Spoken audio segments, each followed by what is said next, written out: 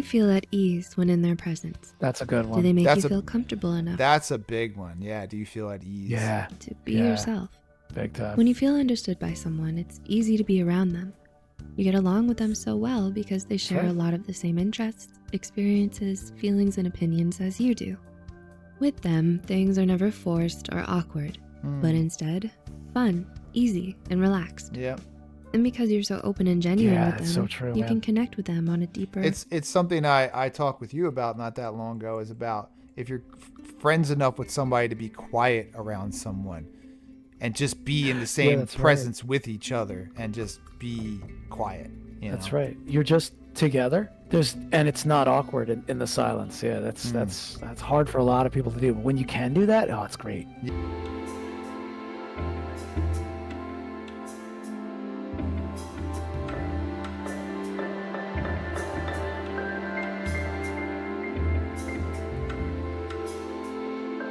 This one's a little salacious. We're talking about emotional attraction and emotional relationships. So let's get into it.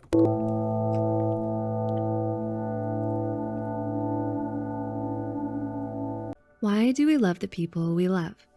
What is it about our relationship with them that makes us care for them so sincerely and profoundly? Emotional attraction is a key ingredient in what makes our bonds with those around us so meaningful and intimate. It's what happens when we learn to love someone for who they truly are. Yeah, that actually was a really nice touch, that subtle bass line. I really like that. Attraction is a bond that is gradual, stable, and intimate. And it's more lasting than mere physical attraction. Yeah. With that said, here are 8 telltale signs of emotional attraction. All right, cool. You feel understood by them. Okay. So yeah, real quick, it is nice when people talk to you, listen to you, help you through something. Just a shoulder to cry on, someone to tell you it's going to be all right. As opposed to, which is the larger perception, I'm going to go out to the bar with my friends and every woman will want me and I'm going to have sex. You're right. And then the girls are out there and they're got their protocol. And it's way different than that. Way different. It's what people want when they go out to the bar, but you can't get it. It actually is. It's connection, really, is what it boils down to. And the way I think of it, it's a connection, a real connection, not just And then time spent on your connection, time spent on your discussions and going through things together, spending time with people. Knowing people 5 years definitely enhances it. Know somebody for 20 years, you're like, oh, I'm good. We know each other. 1. Absolutely. You feel understood by them. Do you feel at ease when in their presence? That's a good one. Do they make you feel comfortable enough? That's a big one. Yeah. Do you feel at ease? Yeah. To be yourself. Big time. When you feel understood by someone, it's easy to be around them. You get along with them so well because they share a lot of the same interests, experiences, feelings, and opinions as you do. With them, things are never forced or awkward, but instead, fun, easy, and relaxed. Yeah.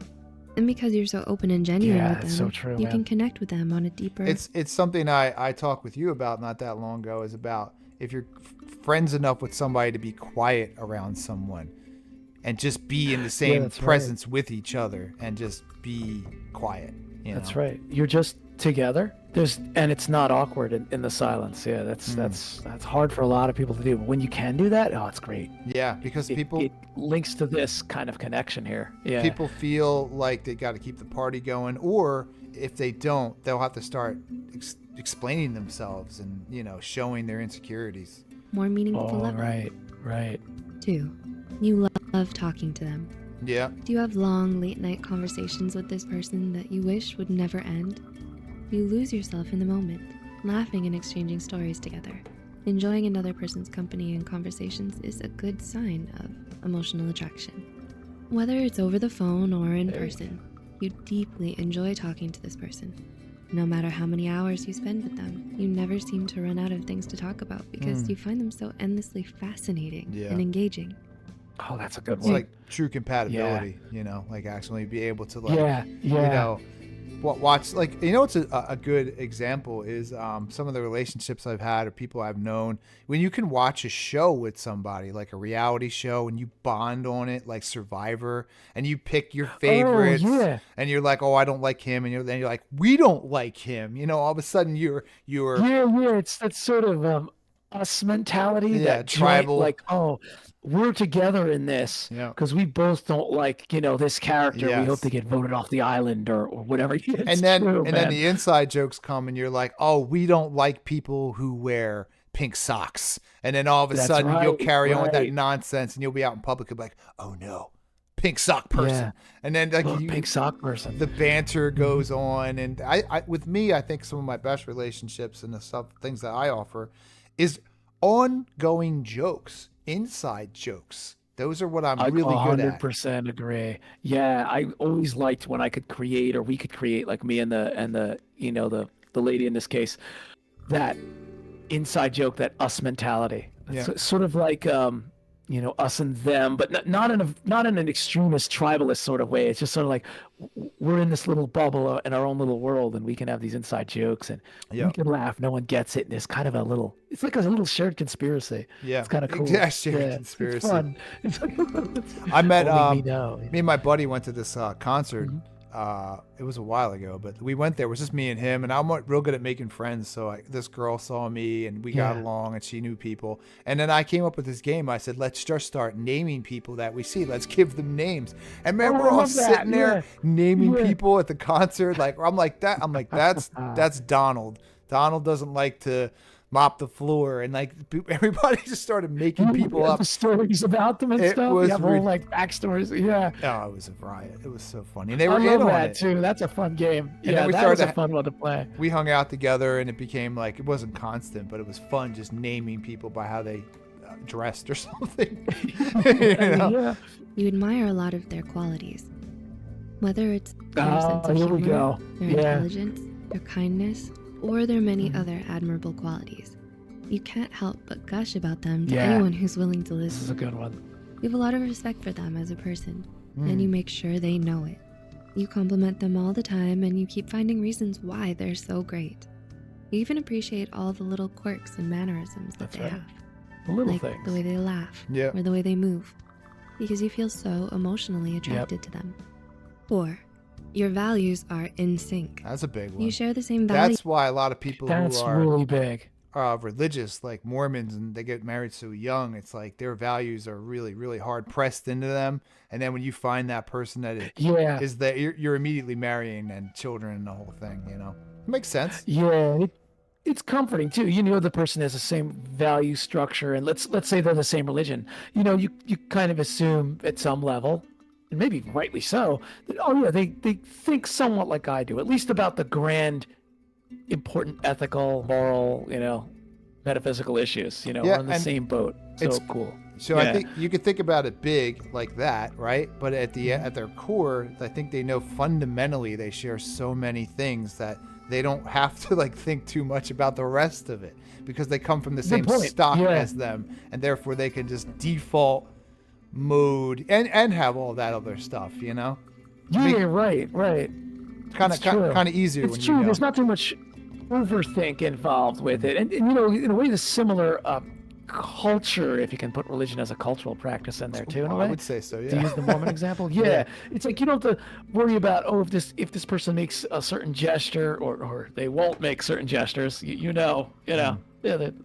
It's good. Yeah, it gets it moving quicker and faster. Absolutely. Which doesn't mean that it's good. It is good, but it still can go wrong. It's just an interesting. Oh no, it can still go wrong. That's true. Defined as the fundamental beliefs and principles a person upholds. Our core values shape a lot of our attitudes and worldviews. If you two share the same core values, you're able to connect and relate to one another in a personal and meaningful way. Yep. When you find all right, let's move on to what do we got here. Approval and value their opinions of you. When you care for their opinion, it's because you trust them. You strive to take their feelings into careful consideration because you want to cultivate the relationship. It also shows that you appreciate them for their thought. All right, let's skip along here a little bit. From a trustworthy person. You turn to them for advice. I can agree with that one. You don't get sick of each other. Well, excuse me, spend enough time around each other, you just may. Each other. Yeah. Does this person make you happy? Good point. Do you love and enjoy being around them? If the feelings you have for them is rooted in emotional attraction, no amount of time you spend together will ever make you lose interest in them. Even after countless conversations and get-togethers, you still look forward to spending time with them. That's a way different than a physical thing. It really is. You can be vulnerable with them. That's very true. Yeah. This is like you're getting into like family now. This is like that's that. And you next let your layer. guard down around them. When you have an emotional attraction to A someone, lot of good trust you're and comfortable rapport displaying your underlying emotions this. around them. You feel safe telling them about your personal struggles because of how strong. That's a tough one because a lot of people will reach out and talk like that, and then they can really get burned. Like if they don't feel like that person reciprocated it correctly as they imagined it in their head. Like, I'm going to share with them that I feel this way about prom or something, and then their girlfriend's just like doesn't care and they're flippant because you got that dynamic when you're younger. Yeah. You don't care, and it could like really like that's how it can just break immediately. Yeah, just whatever. Yeah. So you're right. It can lead to a lot of misunderstandings. Yeah, let's get to the summary, see if we can find anything out of that. That was really cool. It was very sweet too.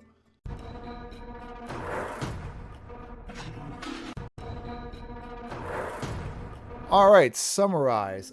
We just learned about emotional intelligence, emotional attraction. Any thoughts, comments?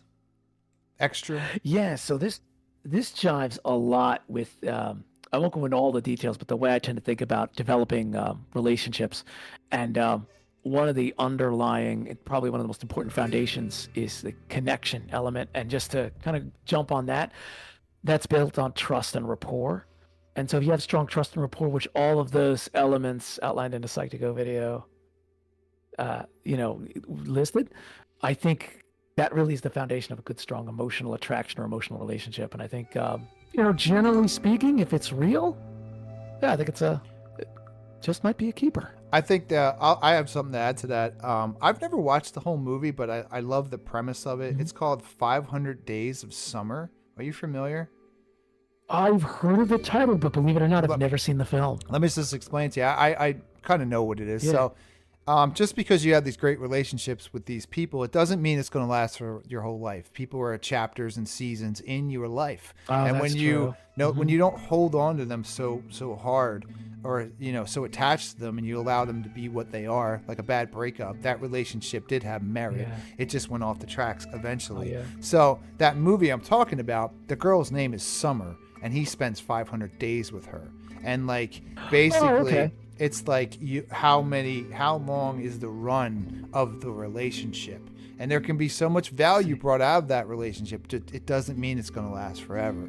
It doesn't. You might only know them a year or 6 months or something, Yeah, that is a great point too, being attached to specific outcomes or becoming overly attached to another person. Some relationships aren't meant to last. That doesn't mean they're bad. That doesn't mean they even went bad. Sometimes it's just the constant changes of things, but it was a relationship worth having, meant to be, even if you want to go down that road. Yeah. But certainly one worth having.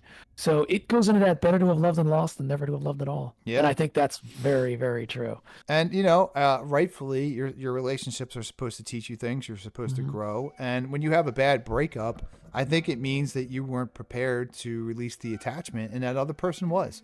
And it's like you need to understand that Well said. you have you can mourn, you can go through all these different things, because if it's the first time it's happened, it's going to be very rough, Yeah, I agree with you there. The first time is like ripping off that Band-Aid when you haven't felt that pain.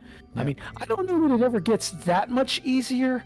Each new relationship or each new breakup, especially if it goes bad, I think each stings in a slightly different way. Yeah. But at least if you've experienced it and have the mental tools to get through it, you'll knowing you'll be okay at the end, I think is important. When you realize, when you have reference experience, that you can have a marriage, you can have children, and then you can fall out of love. It does happen. People change. Yeah, and, that's true. They do. I would say be thankful for those relationships, but I look at this as more of a overarching kind of perspective. As when I was younger, I was the one involved and I was the one who was upset. So I don't want to hear about that because I'm going through some type of emotional process. Yeah. You know? Right.